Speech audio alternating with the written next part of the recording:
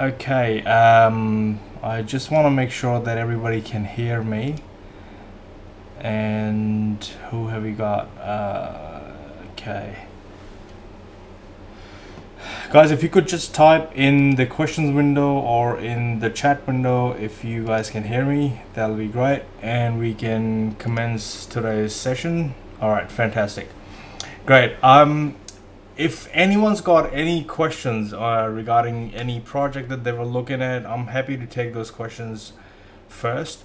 If not, then I've got a section regarding property development finance, and I would want to discuss that.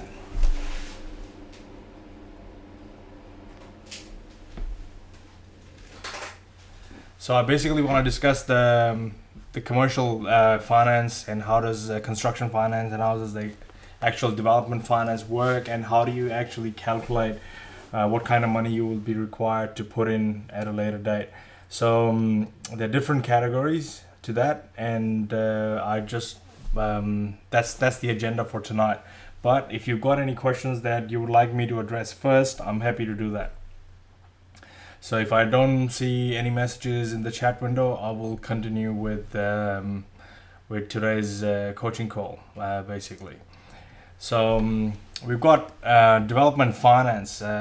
Anytime we do property development, there are different stages to the finance of it, and those stages are basically, it could be when you first settle on something. It could be a retail loan, and then it gets converted into a commercial loan later on. And then if you want to hold on to something, it gets converted back into a retail loan, should you want to hold your developments or whatever you want to do with them. So the stage one is basically when you acquire the land. Before the stage one, it's actually private funding or seed capital, or developers' contributions, for example. So whatever you would require to put into the project when you start. So that money could be, if we just make a list of those things, why would I need the money for? The money would be for due diligence, could be for due diligence. You might need to call up an architect to find out what can you actually put onto something. So that's money going out of your pocket even before you've actually settled on something. But as you go through and as you've done a few developments, after a while you'll get a very good understanding, especially with townhouses, you'll get a very good understanding of what you can actually put on a block of land. And not only that, if you're operating in a couple of areas and you stick to those areas, then you know the council as well, you know what the council residential codes are, and you also understand the footprint required, the setbacks requires, and so on. So that's the initial money that you might need. You could you could be calling a surveyor. For example, I'm looking at a project right now. The project's basically got a clear title, but it's also got what's known as adverse possession. I don't know if you know what adverse possession is, but if you don't, I'll just explain what it is. So it's like a strip of land right next to this block of land, and what it is it's basically no man's land, but it has a separate title. So if it's on a boundary, for example, this is my block of land. It's all yellow, but it's a corner block. But on the edge of the block, there's like a strip of another title. So I've got a title here, but there's another title sitting right next to me. So that can spoil my development, especially if I want to put one townhouse facing this street, another townhouse facing this street, and then another townhouse that can face the street from this side. And if I've got this sitting here, I'll have to go and get permission to put my crossovers across someone else's title. So this is known as adverse possession. And if you do adverse, if the title is there and no one's actually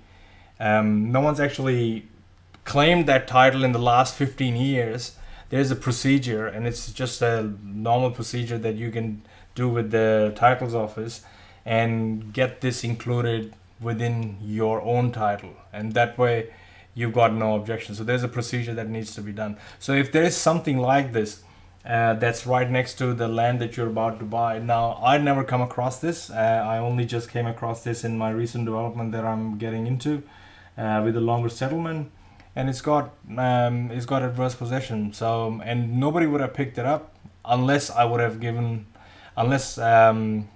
approached a land surveyor. So we did, and we always do, to make sure that the title is good. There's no easements that could be a problem to us, and all these things get uncovered in the they get uncovered in basically all the due diligence that we do. So we found out about that, and now our contract is now subject to that adverse possession becoming part of the main title, so that we only settle on one title rather than having a separate title there, which could cause us problems. So that's called adverse possession. So that's money gone out of our pocket even before we signed the contract. This is just gone in due diligence because we want to find out for sure whether or not this project is going to be feasible. So that's one aspect of it, where you find out, private funding, where is that coming from? That's coming from our pocket at this stage. And in our company, I can't see your screen. Okay. Whoa. Can everybody see my screen now? Okay. Okay, nobody can.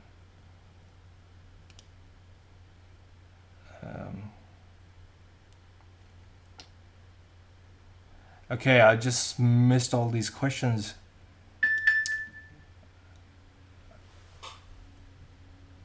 Can everybody see my screen now?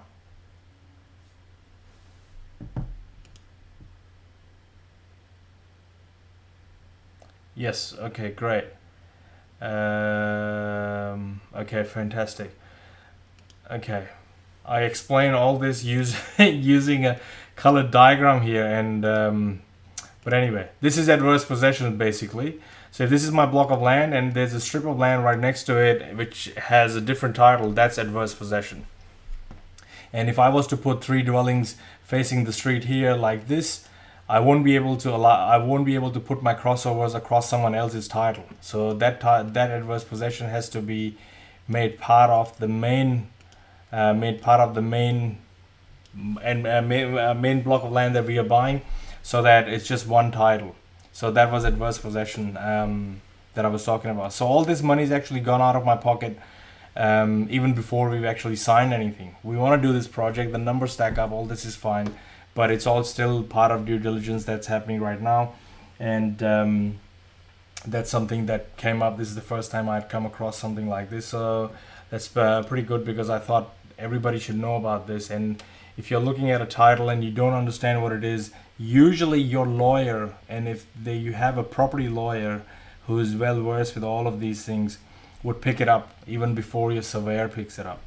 But in our case, I always call a surveyor to find out what this is, and I've learned it the hard way. I've had a problem in my first development 2 years ago, and we had an issue with the survey. So I now check all these things to make sure that what I'm getting into is the correct thing.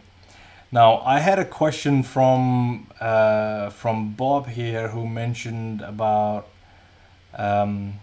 if a JV group buys property, who is entitled to apply for a loan to buy property. Okay, this is a totally different question, but in a JV, basically, whoever is the director, and it's up to you who wants to depend. It triggers a lot of different questions, Bob. The number one question is, what kind of trust structure, what kind of financial structure or a vehicle you're going to use to do the development. Is it going to be a company? Is it going to be a trust? Is it going to be a partnership of 2 different trusts? Even that's possible, although I don't recommend anybody to use it, because I've used it and I'm now stuck into it. So it just depends upon what kind of arrangement you've got with this JV partner. And there is a full section on JV in the course, just give me 1 second and I'll pull this out in a minute. And if you can see, this is all the different JV section. It's in the no money down. If you go through the no money down deal module, I've got JV with landowner, money partner, builder, private funding, all sorts of arrangements. So it would depend upon your trust structure, how you're gonna structure your development. So so saying in no money down, who pays for the land then? It just depends upon who is bringing in who. If let's say whoever's doing no money down, I think you need to go through this module because it explains all of it. I'm sorry, I'm going a little bit off track. I was going to discuss finance, but I wanted to answer these questions. Now, why would somebody do a no money down deal with? Now, they can only do a no money down deal with because of these 4 things. Number one, you have what they want. Basically, you have a deal of a lifetime, and they trust and believe you, and you've already built credibility with them.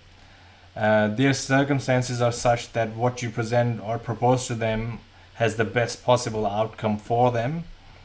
So in that scenario, they will do a deal with you. And if they know more in the sense where they understand what the process is, you've educated them what it is, you've got them to verify the process from their own trusted sources. This is all about building trust. This is basically if they know how this whole process works and they can trust your credibility of delivering something like that, they will do, so long as you've got a deal of a lifetime for them. When I say deal of a lifetime, I mean basically you've got something that has good profit margin. So yeah, so and you gotta make sure that you reduce their fear somehow, because the person who doesn't know how this industry works will be very scared to get in, and unless they are educated in it, unless they know how this thing works, it won't. They will be very. It'll be very unlikely for them to move forward. Or the exact opposite is also true, where someone's a professional, someone's got a lot of money but hasn't got any time to do any of this, and they know that you do this for a living, and they know that you do this full time, and you've done projects, you've got runs on the board, and they'll say, okay, look, here's my money, I haven't got time to do this, can you do this for me?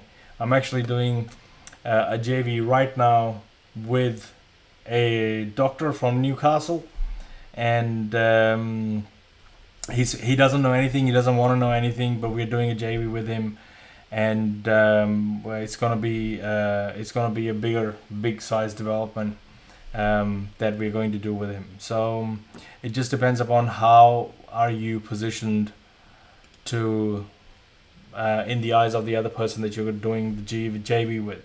You could do a JV with landowner a long time ago. You could, where the landowner didn't know anything, and you could go to him and leverage off his land and then subdivide it and then make money, and he gets his profit and you make your own profit, because the landowner was naive enough to say, okay, take my land, borrow money against it, get the subdivision, everything. But these days it's unless it's a huge parcel of land like in hectares, stuff like that doesn't happen, and the reason is that everybody knows what their block is worth these days. There's just too much information out there, and it's very hard to find someone who is that naive who will let you do something like that. So these days, this is what I found, and I have actually used it not once, twice, thrice. I've actually used it 3-4 times now, and in no money down deals where none of my money went, but I only masterminded the whole thing. I used my brain, and I made sure that the whole project kind of came together and everything was fine. My investors made money, my JV partners made money, and I made money. And I'm not bragging, I'm not doing anything. I've just managed to do that. And you could say you're lucky, but I've spent a lot of time behind computer, learning stuff, asking questions, going and meeting people. And first 2 years, I'm telling you, I had nothing coming in of my development.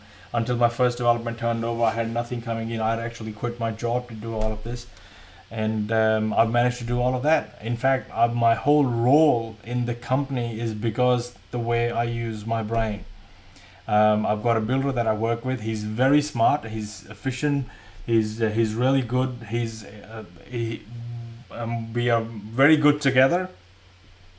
But he's on the building side. When it comes to the number side, when it comes to um, talking to lawyers, making sure the marketing is right, making sure the finance is right, making sure the investors are right, making sure all the legal stuff is watertight, all that stuff, and managing and administering the contract. I do all of that. When it comes to building, I let my builder call the shots. He does whatever he wants to do on site.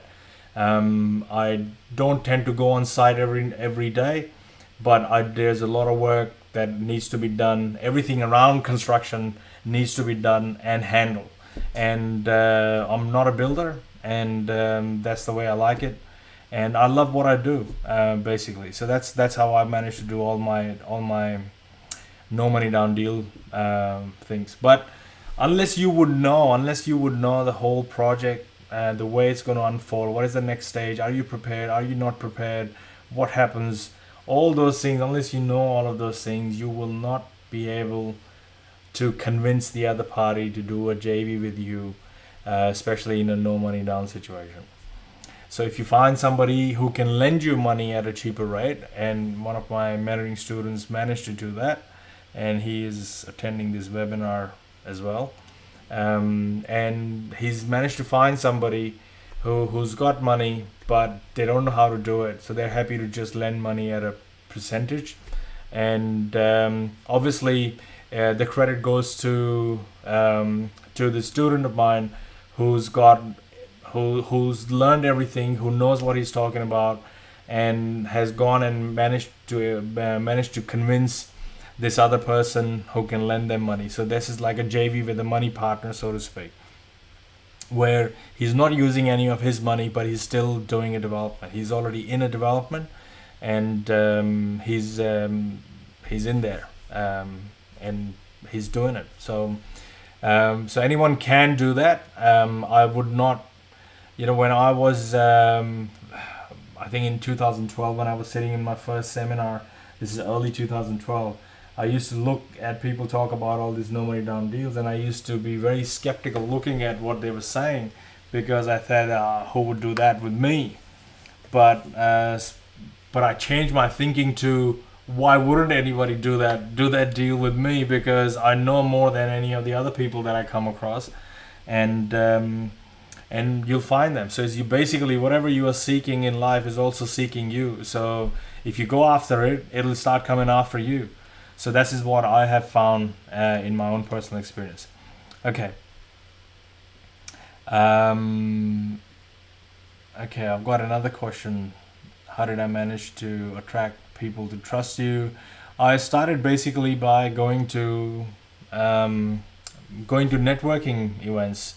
There's actually another student in this webinar, and she's actually known me since early 2013. Is that correct, Ruth?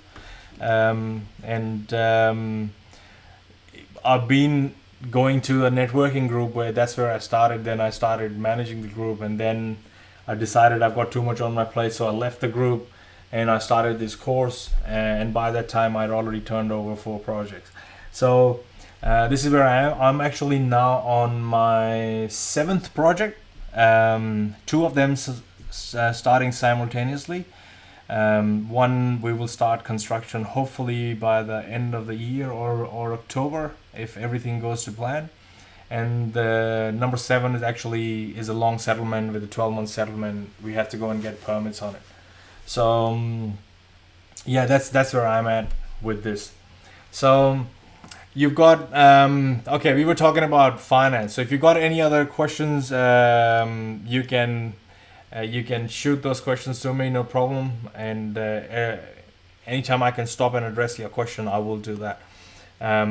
So private funding could be your own pocket, could come from your line of credit, could be borrowed from your friends, family, um, wherever. So you need money for to acquire land, and when you acquire land, it's not just land acquisition, it's stamp duty, it's legals, and if you acquire land and you haven't got any money after you acquire land, you're not going to go anywhere, because if it hasn't got any permit, you have to go and get permit. That costs money.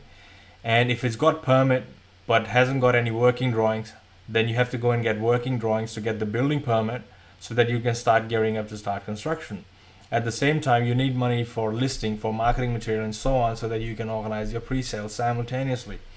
So just if you just have enough money to settle on land, I would say don't do the project, because you'll get stuck. Because it's not just, I just managed to get this really good deal, but gosh, I can't move I can't move forward because I haven't got any more money to take the next step.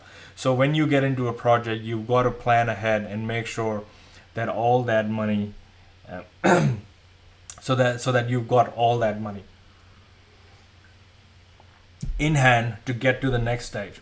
And last time when I was here, I explained you this finance section helps you do exactly that. So this first section here, this sheet has already been sent to you guys in a .exe format, and it should work. This sheet is so accurate. I would say for me, that's what I've found.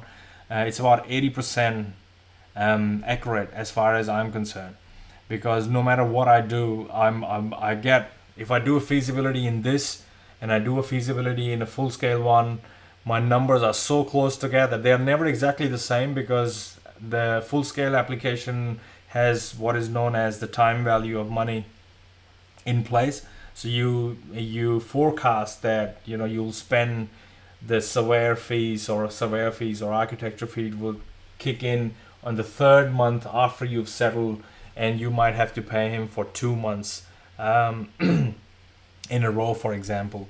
So they are never exactly the same, and they never will be, because this is done on a fly, and that one's done with a lot more detail after you've received all the quotes and everything from everybody else.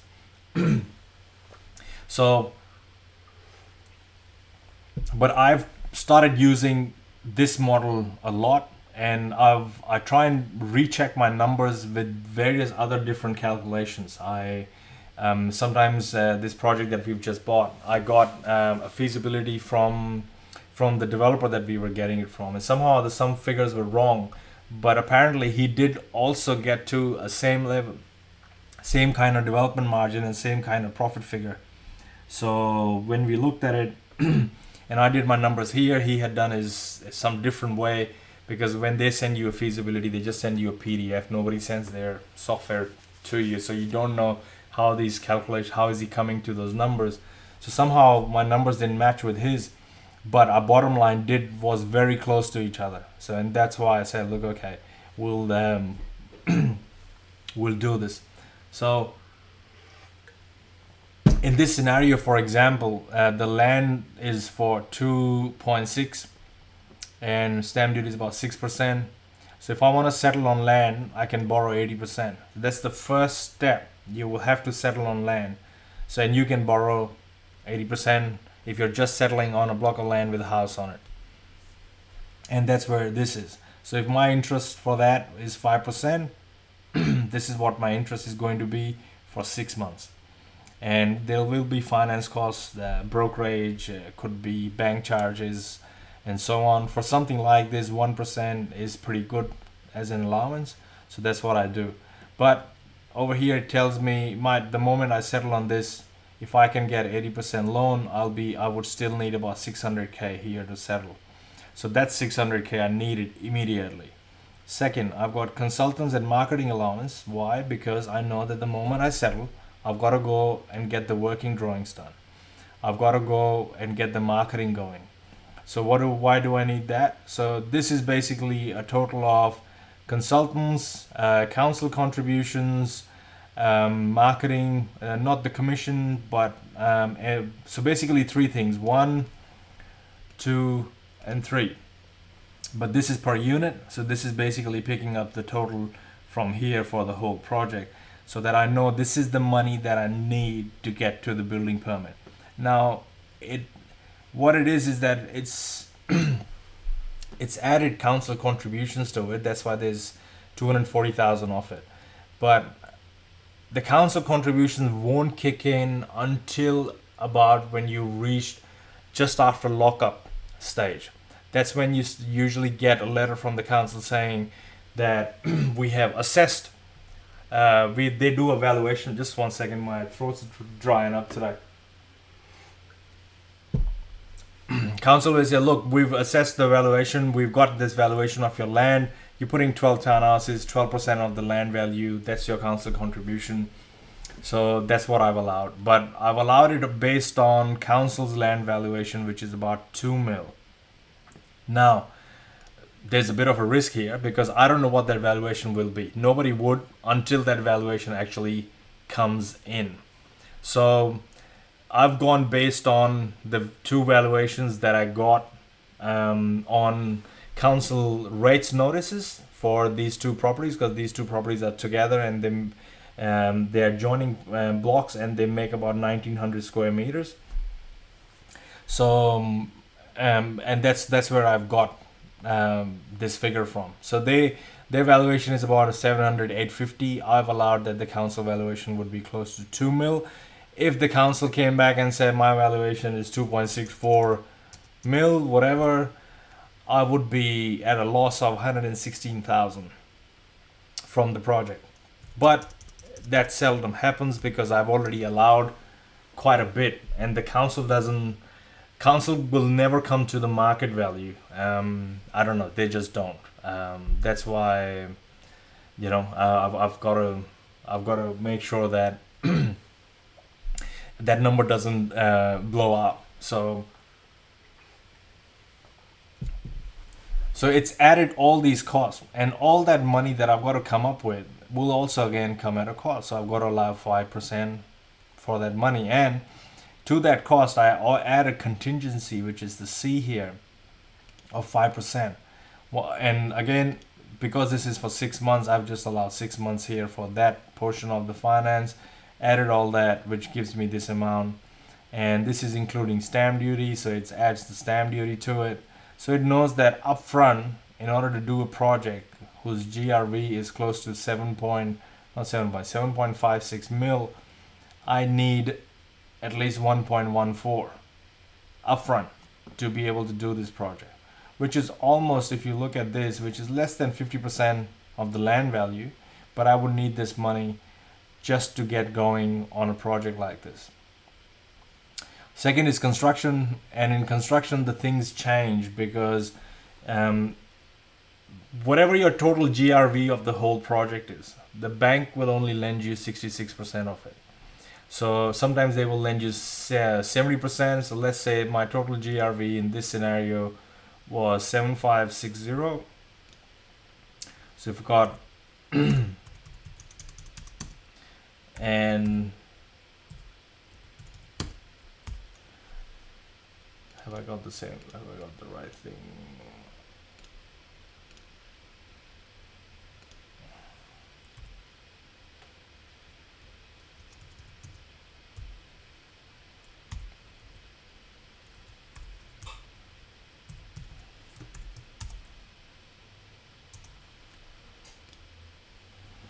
Well,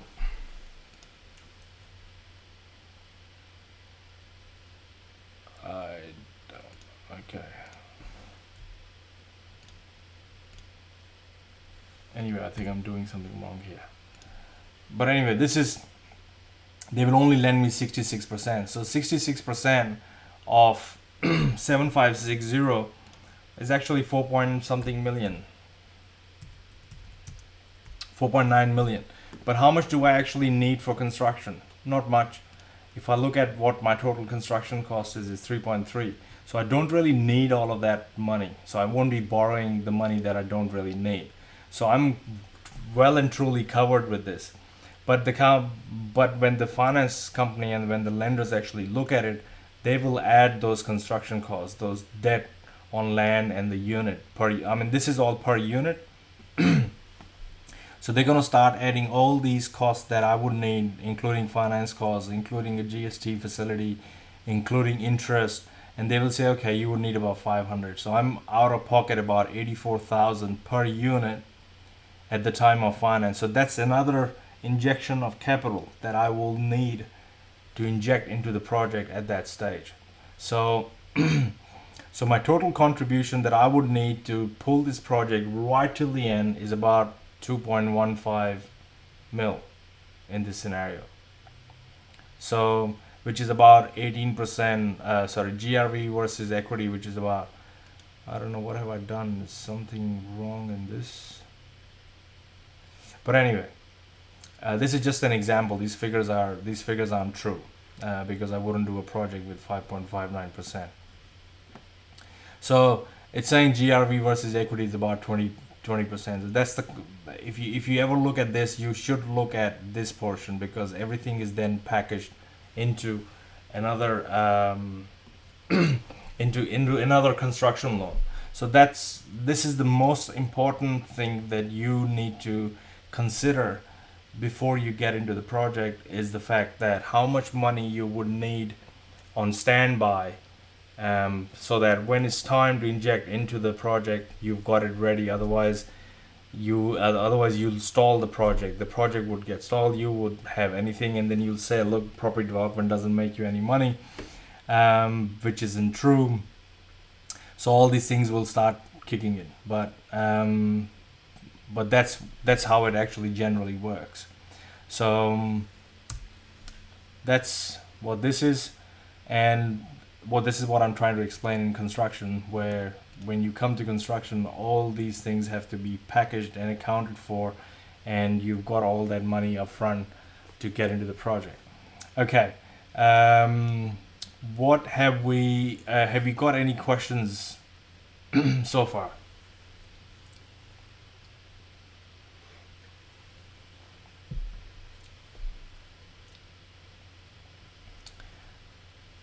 After your construction is over, basically you would either sell all of them to pay down the debt. Whatever's left, you can actually keep them. And when you keep them, you basically go to the bank and say, look, this is unencumbered because my own equity is in it, and that's my profits also rolled over into this unit, and I want to keep it. And you get the titles transferred into your own trust or whatever you use to do the development. If it was just your trust and there was nobody in there, you don't need to transfer anything. You can just leave the property in there. And if in case there was somebody else in that scenario, it would be a unit trust. So you can go back to your lender and say, look, can you give me a line of credit on this?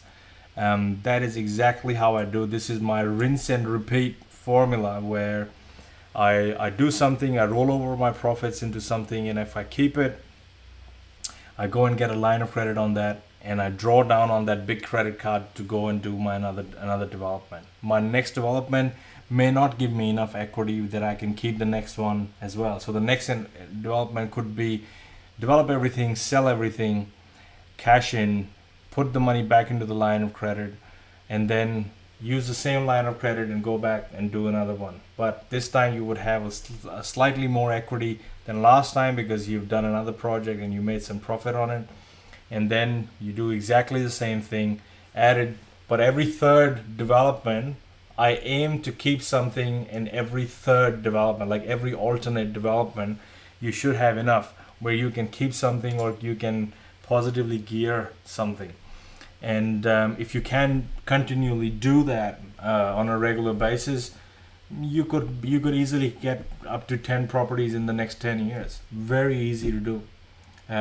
You just have to make sure that you've got the right developments that you're getting into. They've got enough profit for you. You also have to think, do I want to live lavish, or my life is going fine? I can take 2 holidays a year with my kids, and I don't fancy a fancy car basically. And if I can keep my lifestyle to a minimum, I can accumulate more wealth in the next 10, 20 years, because I don't want to start living flamboyantly. I just want a decent living. I want my kids to go to a decent school.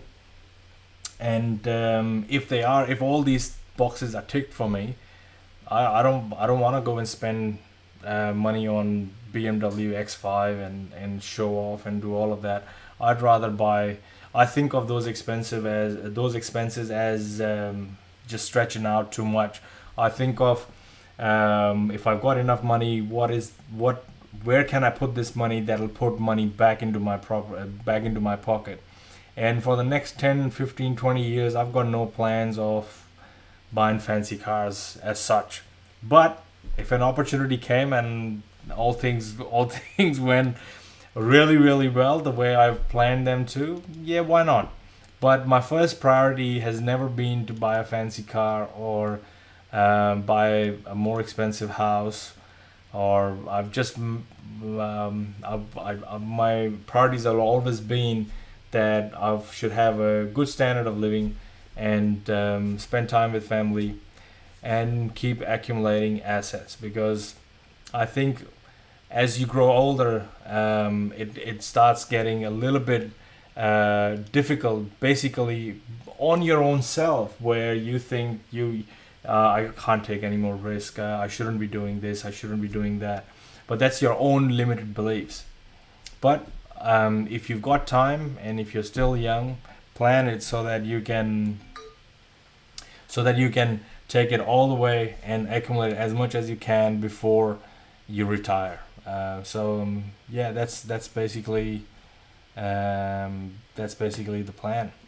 So if you haven't got any questions, I wanted to show you a way that the way I use to do valuations. Now I wanted to show you this development. This is a 12 townhouse development that goes on conditional tomorrow close of business. And I'll just show you some photos if I can. Just give me 1 second. Okay, there we go.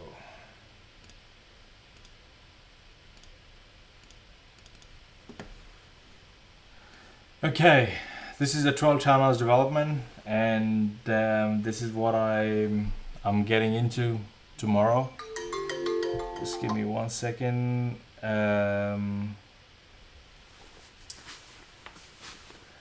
This is the development that I'm getting into, and it's 12 townhouses. Now I had a massive task of making sure that I can get what I want on this project. So if you look at this, I just wanted to explain it to you. You get all these numbers from the town planning drawings.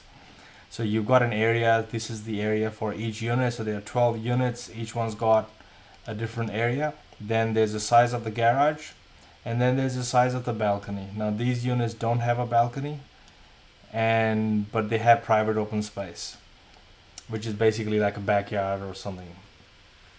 These probably don't have that big a private open space, so they've been given a balcony instead.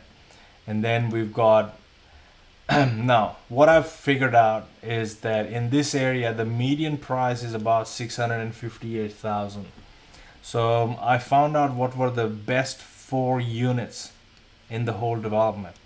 So the unit 1, 6, 7, and 12 are the best units in the whole development. Why? Because 1 and 12 are the front 2 units. As per the image, I don't know, not this. 1 and 12 are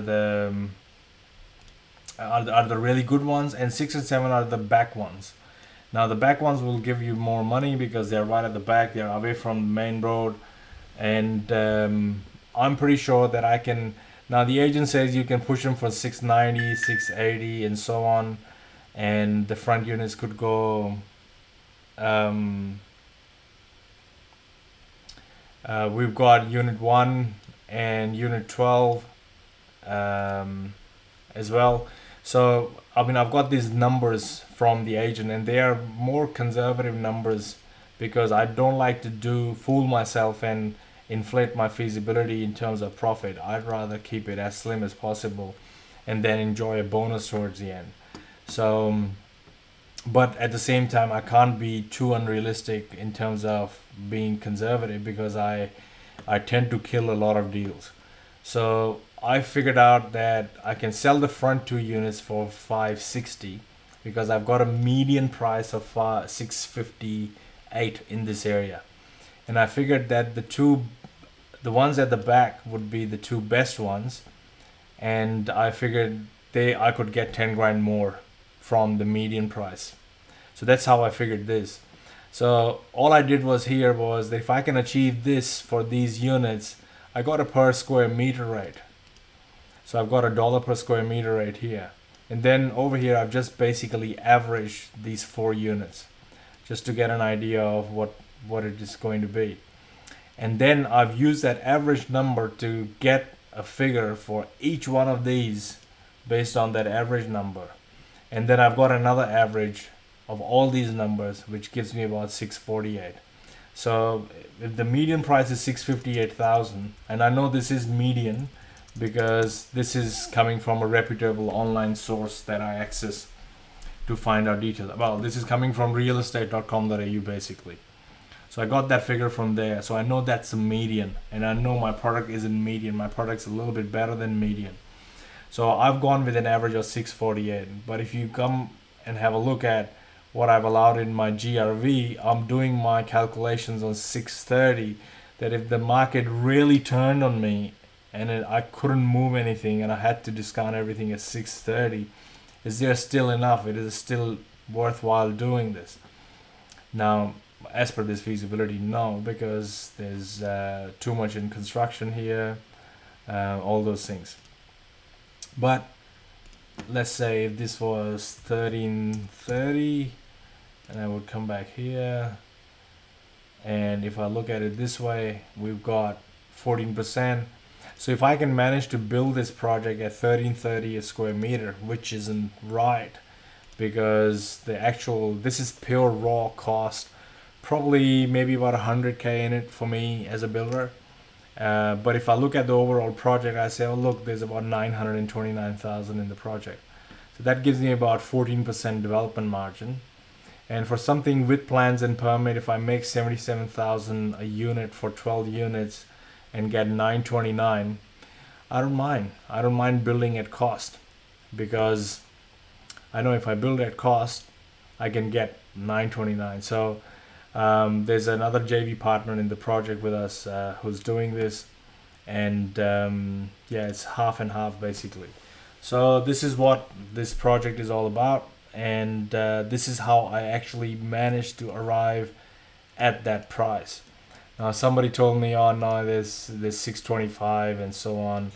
Now 620, you could be competing with 625, but because I'm controlling construction and that, so even if I shave off a bit of money from here, I know that towards the end we would be all right with this kind of money.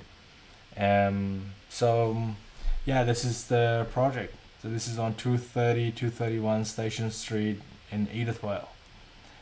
So yeah, but this is construction cost, pure raw cost, no builder's margin, no development margin, nothing. So if you haven't got any of that, it's really difficult to make anything from this.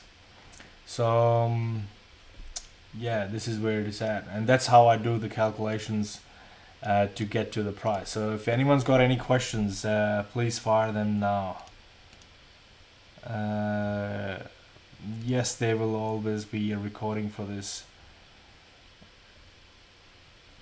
All webinar recordings actually go in the webinar section. So if you go to Property Development System website, just give me 1 second.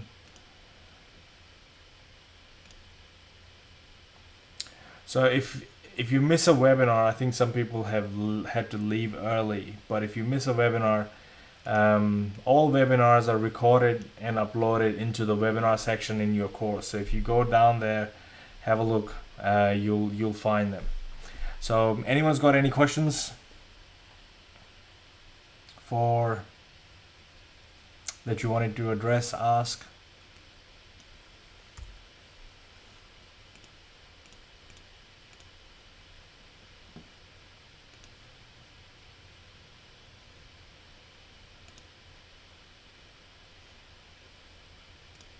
Okay, no questions. All right, then I am going to end this webinar today a little bit early, if we haven't got any questions, because this is what I really wanted to show and explain to you. And I can actually I can explain you different kind of finance options that you can explore. There are bridging loans, there are mezzanine finance. Mezzanine finance is very expensive. Unless you really got stuck between hard and a rock, rock and a hard place, don't get into this, because the interest rate in mezzanine finance is through the roof. There are non-recourse loan and debt, which is secured by a collateral, real property, but the borrower is not personally liable. Once upon a time it used to be there, it's not there anymore. I don't know any lender who will lend you anything without security. And if actually I do know somebody that one of my students knows who will lend you something without any security. But if the borrower defaults, the lender can seize the property pledged as security, but the lender's recovery is limited to that property. That is, the lender cannot come after the borrower even if the collateral does not cover the full defaulted amount. So this is a little bit different. So that's the end of this webinar tonight. If you have any other questions, I'll be happy to answer all these questions. But no one's asking me any questions today. Why is that? I can actually, if you raise your hand, there's a hand button right next to your name. If you raise your hand, press that button, I can actually unmute you and you can talk if you don't want to type.